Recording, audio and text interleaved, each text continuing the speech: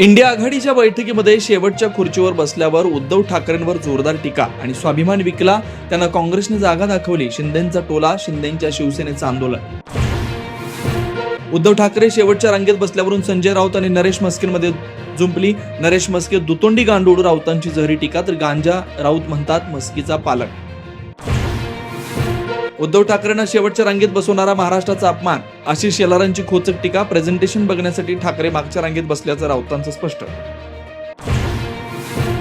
मुंबईत बाळासाहेबांच्या स्मृतीस्थळावर शिंदेच्या सेनेचं उपरोधिक आंदोलन. उद्धव ठाकरेंना माफ करा म्हणून शिंदे सेनेची प्रार्थना. इंडियाच्या बैठकीत उद्धव ठाकरेंना मागच्या खुर्चीवर बसवल्याचा आरोप.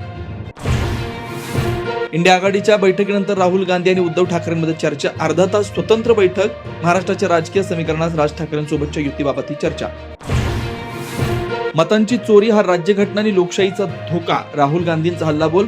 शपथपत्र सादर करा म्हणत निवडणूक आयोगाकडे आज भेटीचं निमंत्रण. 11 ऑगस्टला आयोगाच्या कार्यालयावर इंडिया आघाडीचा मोर्चा.